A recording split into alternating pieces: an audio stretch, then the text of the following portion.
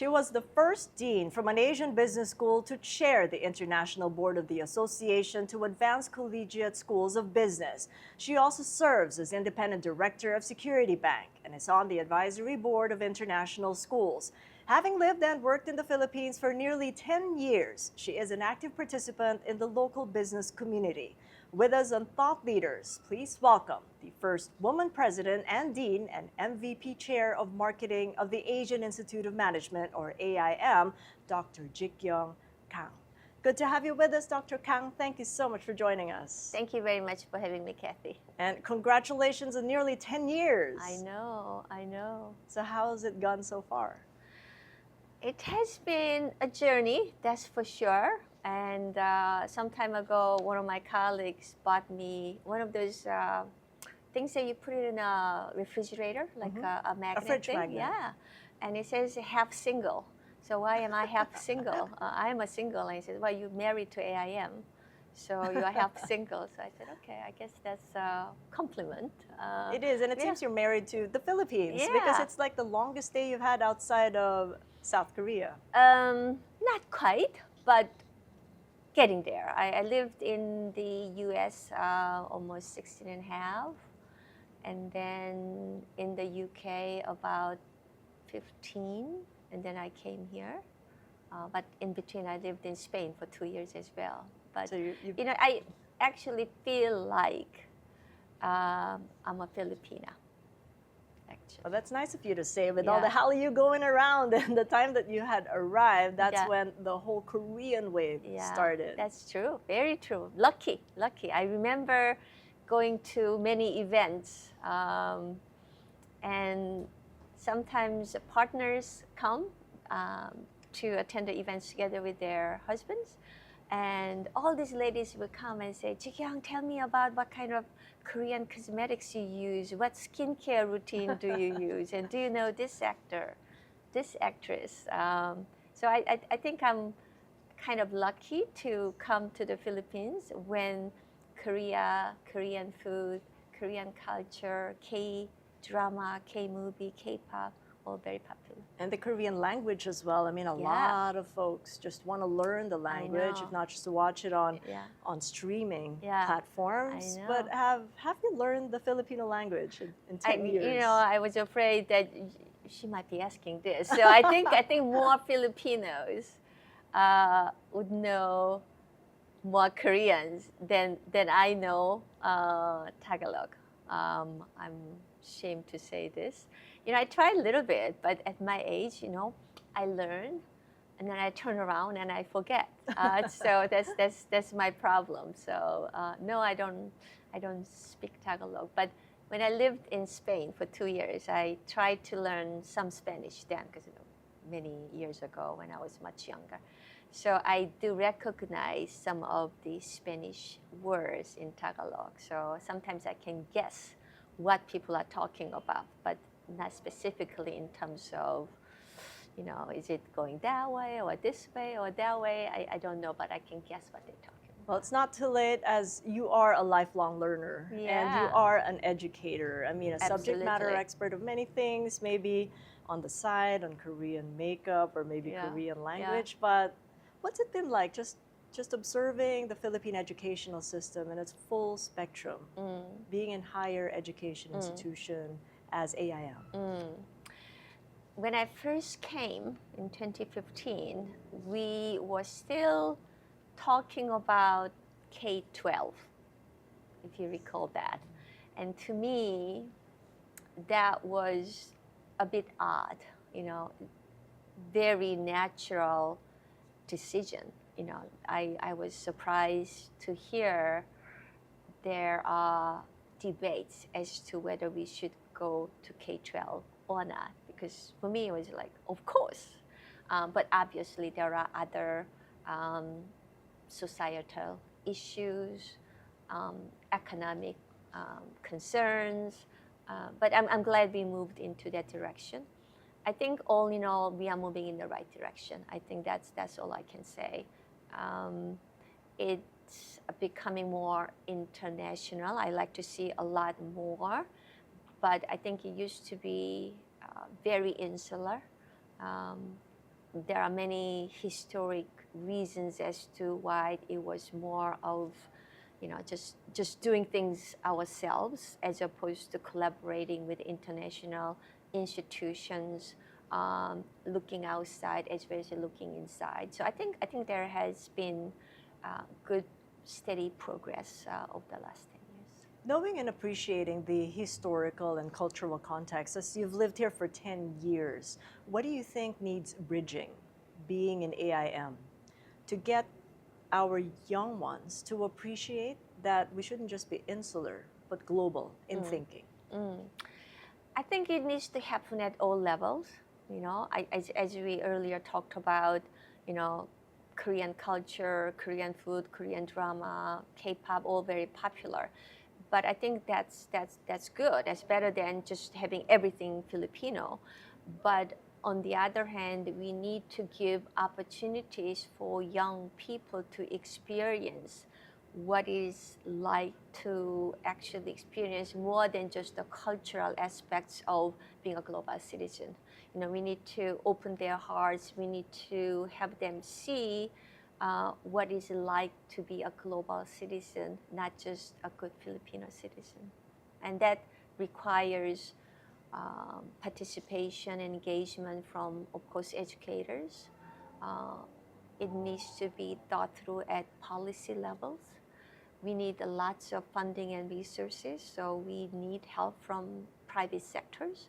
So it's not just what's going to happen at home with the parents, but it needs to happen at all levels, and it needs to be very strategic at national level.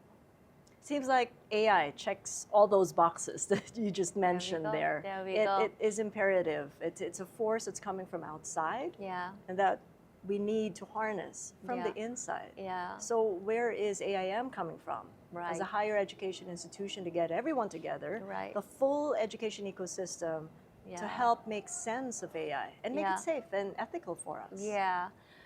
AI is not going to disappear. How it's going to play out, we don't know yet for sure. But for sure, it is going to have a dramatic effect on personalized learning, because AI can help us to tailor the learning speed, mode of learning, how we provide feedback, how they change their course of learning. All of those things can be personalized at much more affordable, accessible way. So that's definitely going to happen. It's going to also help us to design curriculum in a much more effective way, efficient way, whilst addressing program learning objectives, but also addressing different levels in the background experience of the students. But as you can imagine, where we need to spend a lot of time, and it's not only at AIM, but all higher educations, but it actually goes back to K-12 in terms of educating, upskilling, reskilling teachers and professors. Because all of these things came about in very recent times, although the technology AI existed for a long time. So it's not only educating and training students and young minds and graduate students at AIM, but it's also changing the mindset of educators, changing how we teach, what we teach at higher ed level, including AIM. So that's going to be a big subject matter that we have to deal with. Also changing our administration, looking into algorithms of AI, so to make sure that it is not going to disadvantage people, students coming from areas where they were not so privileged to have access to technology. As you know, even internet access is not something that we can take for granted all throughout the Philippines. Not all high school teachers are prepared to teach any subject using or related to AI. I know DepEd has a few programs trying to upskill K-12 teachers, but we need to scale up. We need to scale up fast, and I think again it goes back to where the resources come from and how can we do this in a manner that we're not falling behind, but we're actually keeping up with and also have an opportunity to catch up. So much to do in a whole of country approach, if you will, but there is that universal force, that global trend that we also have to take note of, the changes in the administration, political administration, in fact, in the US, where the president-elect, Donald Trump, has indicated that he will free up AI. Coming from an administration where guardrails are being considered to consider the ethical risks of AI. So in a situation where we find that there is more freeing up of AI, how do we take on governance of AI? That's really tough question, and I'm kind of looking forward to what's going to happen with the new administration, especially with appointment of Elon Musk. I mean, that's going to have a huge ramifications in terms of some of the policy changes, in terms of what's going to happen at the practical level. I think, what the government is going to do, whether it's the U.S. or the Philippines or anywhere in between, what the private sector is going to do, what the educators need to do within our own industry. I think we all have our responsibilities. So for example, at AIM 2 years ago, we made 2 courses mandatory for all of our degree programs. So one is sustainability and ethics. So regardless of the program you enroll, whether you're an MBA program, cybersecurity program, data science program, they all have to take sustainability and ethics. The other is AI, because we saw tsunami of AI coming into all facets of our lives, right? So thinking about ethical use of AI, thinking about, yes, how AI will replace some of the jobs, there's no doubt about it, but there are plenty of new jobs will be created at the same time. How do we actually prepare our students? I don't think we can ever prepare our students to be 100% ready for a long-term future, because things are changing so fast, right? So we need to think about how to give them critical thinking skills, how to give them heart and passion, not just technical aspects, how to use the tools like AI in ways that are ethical, what are the governance issues that we need to think about, what are the challenges related to how we manage and store data. It's going to be a huge issue. And we need to continuously educate, continuously study, review what we do and how we do. So I think it will be a very long, serious learning process that everybody has to engage. And then I am a firm believer, if anything we want to push forward hard, we need the government, policymakers, private sector, higher ed or education, academia in general, we need to work together. And I think if I may add, the fourth one is the community. If we can bring this together, that is when we can actually achieve something that we're very keen to achieve effectively and efficiently. And the operative words, upskilling, reskilling, these are what we need to do on the one hand, but also consider the fact that we are in differing levels of digital adoption. Correct. Compared with other ASEAN countries. What are you seeing on the ground? Are we adopting as fast as we are upskilling, or is it the other way around? Because there are job losses in there because of that gap. Yeah. I think a lot of different organizations, and I mentioned DepEd, I know Chad is working on it, so they're all working on it, but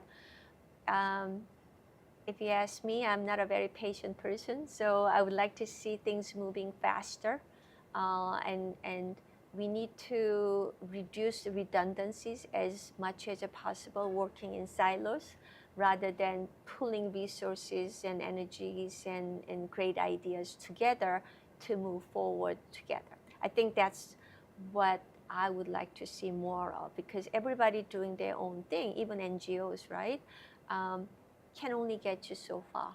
So I think we need to bring more of the leaders together to see how we do different aspects of what we need to do, but holistically, we have a strategic roadmap as to how we're going to get there, whether we're talking about K-12 or college or graduate school or upskilling, reskilling current workforce. I think it goes through the whole thread of the same idea. We need to work together.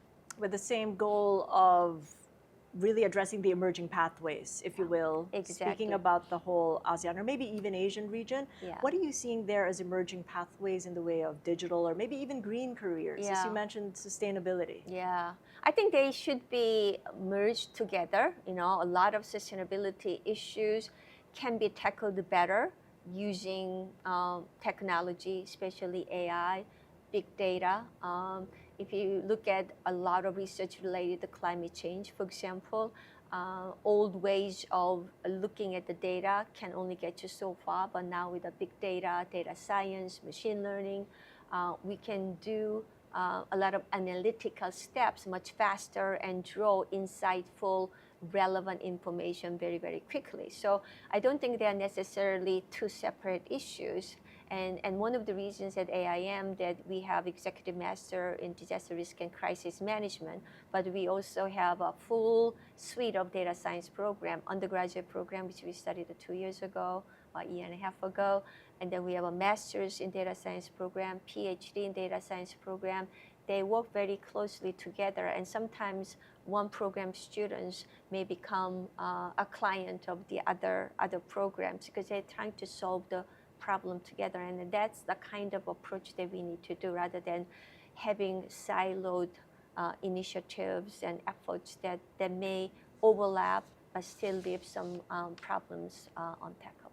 Data science, very interesting you mentioned, because AIM is the first to offer data science in masters, yes, correct? Correct. That was nearly 7 years ago. 7 years ago. So I'm wondering, what's the take-up rate like? Because when you were just starting, what was data science anyway? Yeah, I mean, well, has that changed that's with AI? absolutely right, Cathy.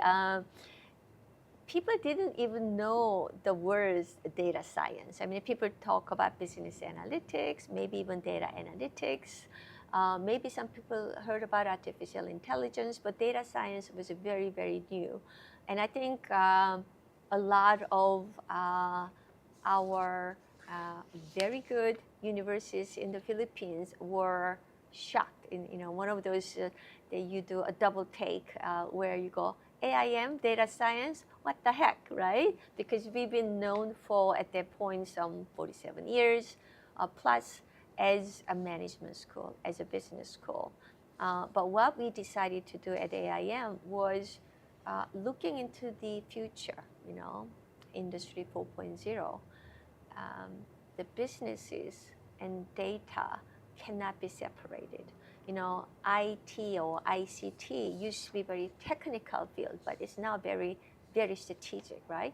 So the way we envisage and the way we have been running data science program is a bit different from a lot of data science program. And when we first studied the data science program, the way we designed the curriculum was shocking to many people because our aspiration was to bring 1/3 of MBA curriculum and very hardcore data science together.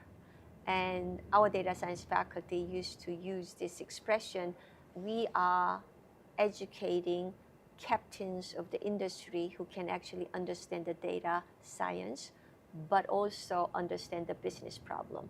They will not be hiding in the basement, dark room, just coding, following the instructions, but they can sit down with the board members, the CEOs and CFOs, and understand the business problem, and they can solve the business problem using the data science techniques and solutions. So our approach to data science was very different, and this is how we influenced, persuaded our stakeholders to see running and offering data science program AIM is a correct thing to do at that time. So where are those captains? I mean, have they been They are deployed leading in all of boardrooms the and influencing minds? multinational companies, Here in the large Philippines. corporations. They have gone overseas as well. But if you look at, I won't name names, but if you look at all the large corporations or sometimes mid-sized companies or startups in technology, they are all our graduates already. Very, very proud. Yeah. And how's the stream of students coming along? I mean, it must have been hard 7 years ago, but right now there must have been a deluge. Absolutely. What's it like looking now, and how are you now maybe reformatting or reforming because of the greater demand? That's right. We have to continuously reinvent ourselves, right? As you mentioned rightfully, thank you for mentioning it. We were the first data science program. It shocked all the top universities in the Philippines because we were the last school to actually offer data science program, right? But now almost all universities are offering data science-like programs, right? And of course, our operational cost is very differently structured. We have more than half our faculty are international faculty, and it does come at a challenging issues that we need to tackle with that UP, for example, may not have because they have funding sources from government that we don't have any access to.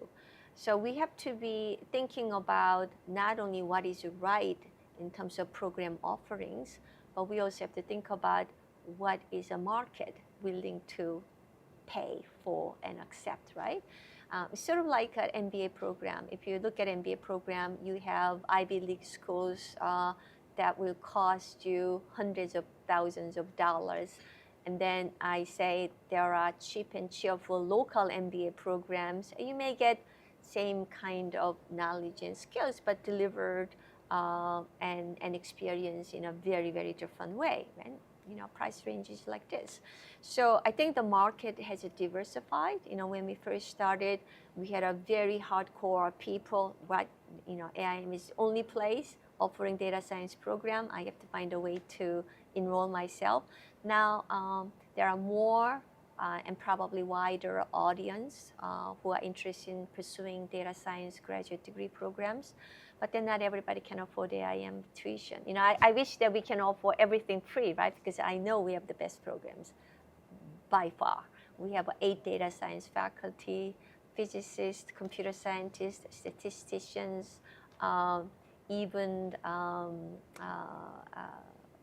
people coming from a very different scientific field that actually study the data science program together. So we have the best, but we also recognize the market demand is changing. So in April, we'll be launching another program. It's called the Master in Data Analytics program.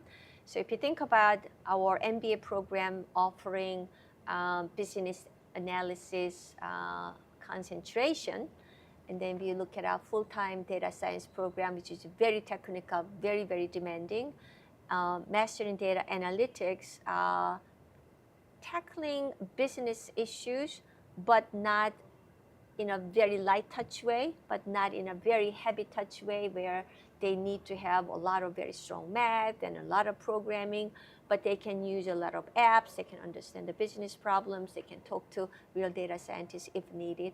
So it's kind of midway, and I think when we presented to our board of trustees, it was of the 13, 14 programs I presented to the board, it was the most enthusiastically received the program because they all run the businesses and they realize they need people who can speak the both languages, and also a lot of people cannot quit their job. That was number one problem with our data science program, because not only they cannot afford the tuition because it's a bit high for a lot of Filipinos, but also they are breadwinners, they cannot quit their job. So this MDA, Master in Data Analytics program, is actually addressing that market as a part-time program. Well, let me pick up on funding, because you lament the fact that you can't get government funding, but you do have the backing of the private sector. Yeah.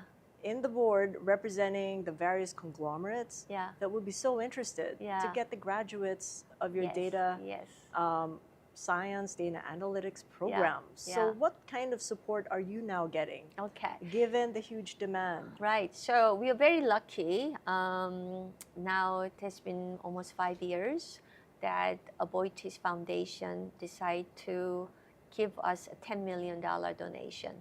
Um, that within the context of international business school setting or international university setting, it's not a huge amount, because some of the top universities in Europe and in the US are getting hundreds of millions and sometimes billions of gift. But for the Philippines, as far as we know, that is still single largest cash donation. There are larger donations given by the land, for example. But this is hard currency out of pocket, so it was very, very significant. And the conversation got started because they were very interested in what we're doing with the data science program, what we are doing with the innovation program, what we are doing with the entrepreneurship program. And with that gift, we have interest-free loan to our students.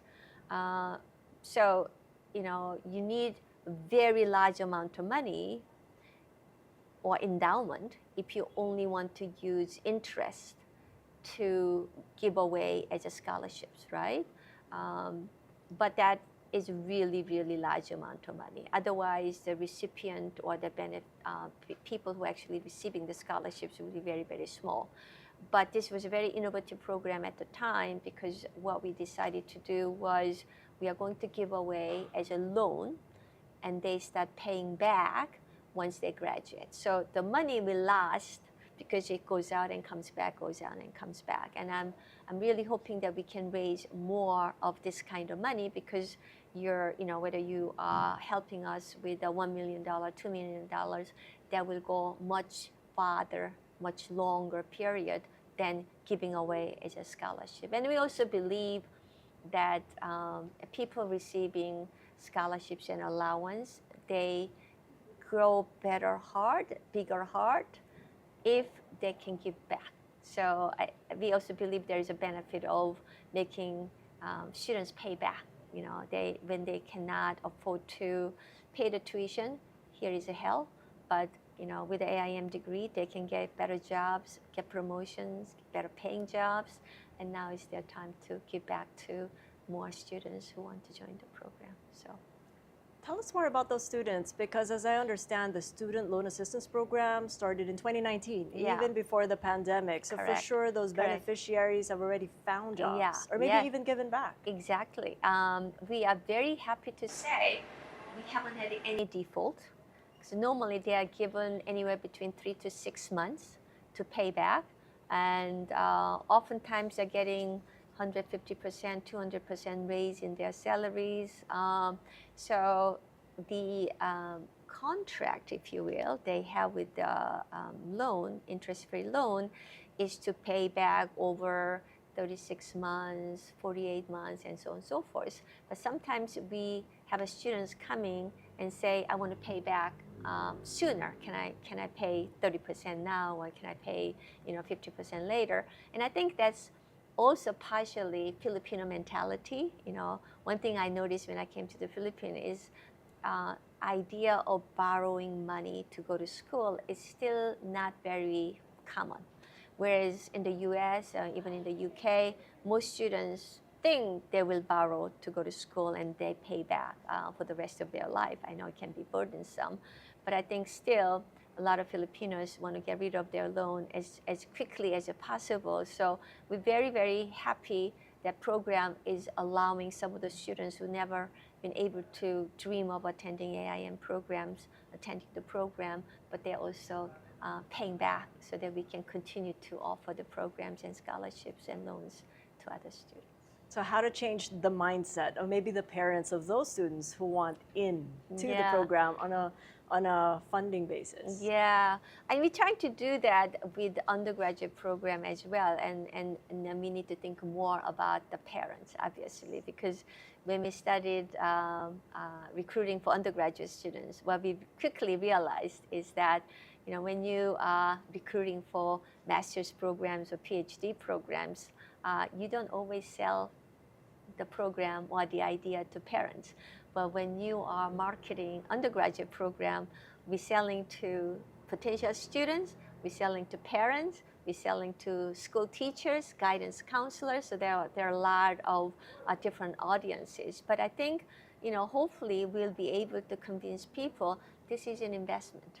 I think the way I look at it is the best investment you can ever make, right? And I always say all my life, when somebody asks, I have an admission from this school, admission from that school, I have this much scholarship, I have that much scholarship or no scholarship, where do you want me to go? What is your recommendation? My recommendation is, there are good schools, there are best schools, depending on the rankings and different kind of external data, but I think there is a right school for you, right? So you have to find what kind of university, what kind of culture is right for you. I think not only finding the best school, but the right school for you is very important. But once you find the right school, do whatever you need to do to be able to get in and to be able to enroll, because you only have that opportunity once. If you're lucky, maybe you have another second opportunity, but that is going to stay with you for the rest of your life. I sometimes say, you don't get to choose your parents, and you may think, why didn't I have rich parents who can get me anything I want, etc., etc. But schools, you have a choice. You have a choice. And don't try to think of it only as a safe, risk-free opportunity.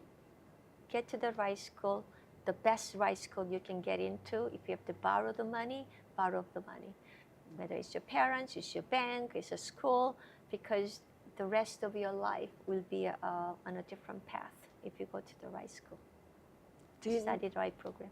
Notice a certain demographic coming to AIM to give it a chance. Yeah. Do you notice that they're coming from maybe a certain class in the community? Yeah. Or has it become more diverse? Yeah. And have you accepted those in communities that you wouldn't have otherwise thought of? Yeah, well, we do. And then I personally think it's very important to widen accessibility of the kind of education we offer at AIM.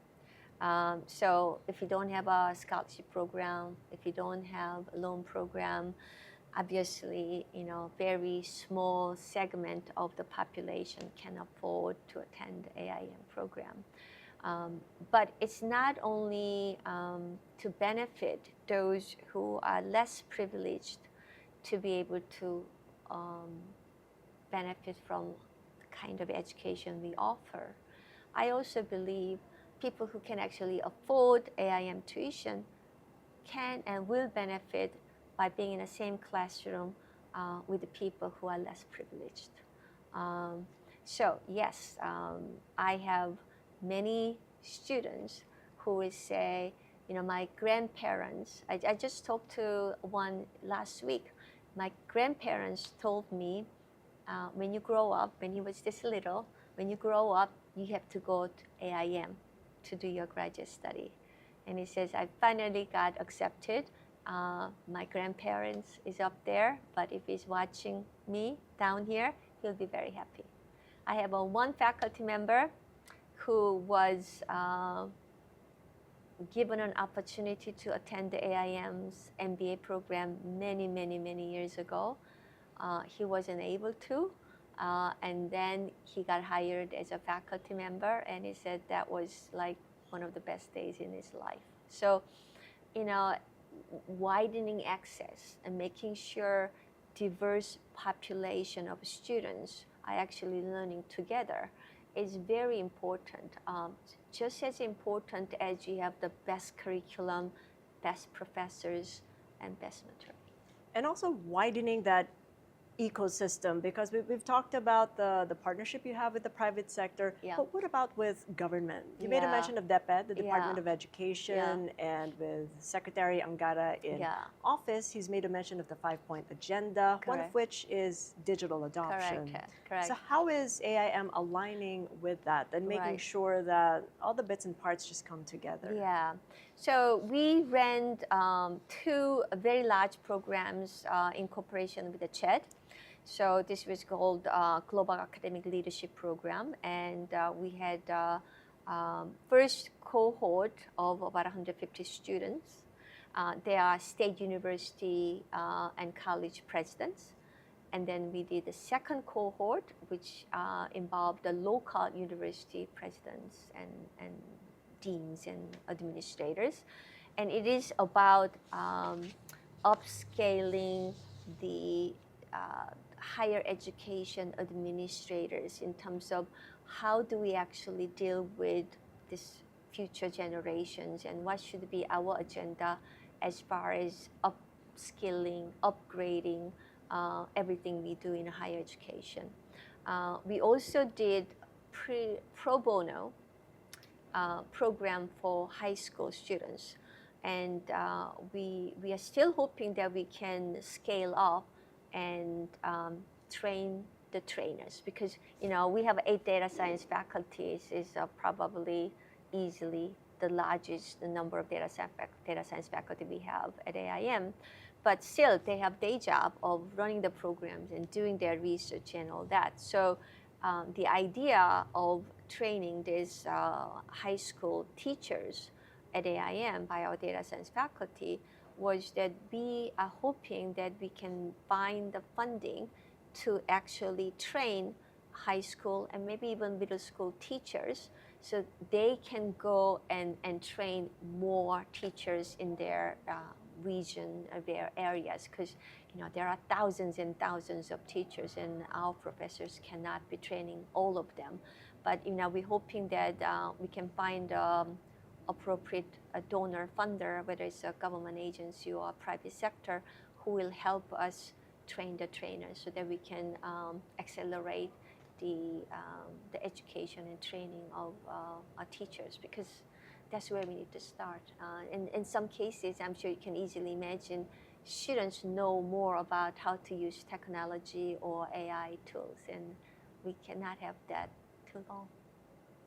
And also soft skills. You make a mention of K to 12 right at the start of this conversation. Yeah. It really is high school where the formative years are so important, not just for the technical education, but the learning of the soft skills. Yeah. So where does AIM come in when it comes to that? That holistic sort of education. Yeah, leadership is very, very important. Leadership is very important. So it's an important part of all of our curriculum. But also having ethical mindset and having a leadership that is purposeful and care about people, not just about the bottom line. Thinking about ESG and how that applies to what they do on an everyday basis. I think a lot of skills that we teach, techniques we teach, toolboxes they'll walk away is very, very important. But learning how to work with the people, how to lead people, how to inspire people. I'm very, very happy. Sometimes I see alumni or even corporate leaders, and they will say AIM tagline, lead, inspire, transform, because that's at the front of our front loan. And I think that's something that we really try to live by, and how we educate our students, that we try to instill in the mindset. It's not just the techniques that we're trying to teach, because if that's all you learn, you can learn online, you can learn from the books, but we are bringing people together because there are more than just the knowledge and skill sets we're trying to impart. But it's actually about working with the people, leading people, inspiring people, so that we can actually transform this society, community, and the nation and the region and more. It's very important mission that we have. It is, and you made a mention of having that global mindset to be able to accept that we're just not insular. Yeah. And I'm aware that there is an interest from AIM to carry on with the Transnational Yes. sort of dual degree program. But how does this all now come together? Of just opening people's mindsets, the Filipino talent, the upskilling, and all that. So Transnational Education Memorandum of CHED existed for a few years, but nobody tapped it. So nobody was doing it. And for us, it was a great opportunity because, after having been here for almost, I think at that point, 8 years or so, we decided to have higher ambition, aspiration, because graduate programs, for example, when 56 years ago, when AIM launched this MBA program with the Harvard Business School Advisory Board and all the top business leaders in the Philippines, it was a 2-year program. One of those years, they have to live in a dormitory residential. So we had more opportunities to shape them in a way. But now, graduate programs, even part-time programs, are 18 months. 2 of our full-time programs are 12 months. So it's a very, very short period of time in terms of being able to shape their thoughts and minds, not just giving them techniques or knowledge or skills, right? So that was one thought. We want to work with and educate young minds whilst they are still in the formative years. So that was one reason we wanted to go downstream and start offering undergraduate program. But we also have to be realistic about it. Having English teacher, math teacher, history teacher, psychology teacher, because we want to offer general education. To offer 1 or 2 undergraduate program is very expensive, time-consuming, risky. So we saw this Transnational Education Memorandum of CHED as a great opportunity. We can team up with internationally reputable university who already has success they can demonstrate. And we don't have to take some of the risk to see, it's a kind of test case, isn't it? AIM has been a graduate school for 55 years. Can our audience, our market, if you will, accept AIM now as a provider of undergraduate education? But I also thought, I don't have any children, but if I had a 16, 17-year-old sons or daughters, and I know a lot of parents do, sending them away to America or even someplace else in Asia, Singapore, Hong Kong, or Europe, it's kind of nerve-wracking, isn't it? Because they're still very, very young, vulnerable, sensitive. So I thought by working on transnational education curriculum, we can have cake and eat it. We can have them here freshman year, junior year, of the junior year, freshman, sophomore, junior. And then on the 4th year, this is the way we designed it, when now they are 20, 21, now they can go abroad. They are now college students, more mature, but they can still benefit from first 3 years of their college years by having international faculty, having opportunities to work on a very different kind of curriculum.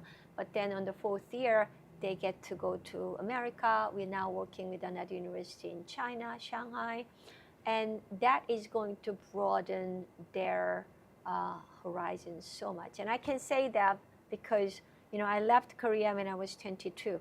I went to America, as I mentioned earlier.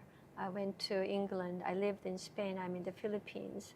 The reason I took on that chair of ASSB is not just because, I'm some brilliant person, but I think I brought to the association a very international, truly global perspectives that are coming from experience, because I lived in different continents. I experienced different educational systems.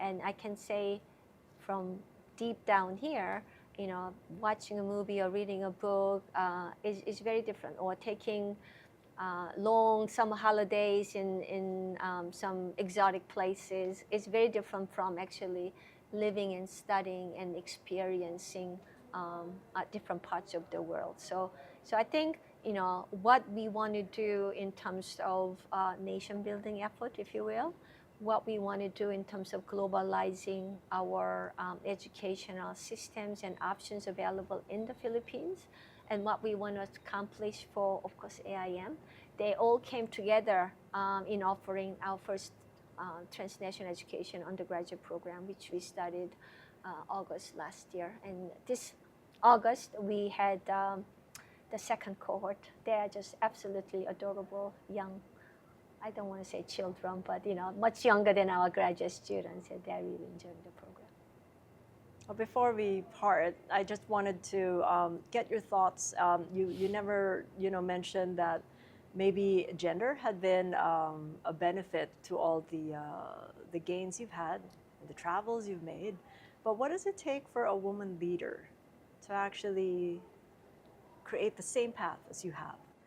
Grab the opportunity you have, okay? So if you don't take any risk, maybe your journey will be smoother, but also the gains will relatively smaller. So when you have an opportunity, maybe you take a bit of risk that you can digest, and maybe a little bit more than that. You know, everybody is different. That's one.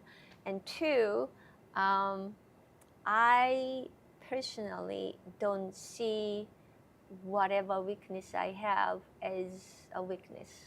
I don't like victim mentality.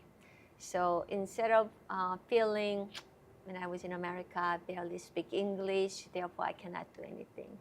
I'm a woman with 12 other men in dark suits, therefore I should be quiet, you know. I'm Asian, I'm with all white people, so what do I know? I try not to think of what I don't have, but I try to focus on what I have and what I can contribute that other people don't have. So I don't have to say the same thing that other people said, but I can add different perspectives, shed different lights. And if we have the right group of people with the right mindset, they will value that. So be brave, take some risk, and get out of your comfort zone and go for it. And keep counting those blessings, Dr. Kang. Thank you so much, and all the best in the new year. Thank you very much. And catch us again next Thursday at 9:30 p.m. Philippine Standard Time on One News. You can also check out the long conversation on YouTube, Spotify, Apple Podcasts, and Google Podcasts. And if you haven't done so, like or follow my social media pages. I'm Cathy Yang, and this is Thought Leaders.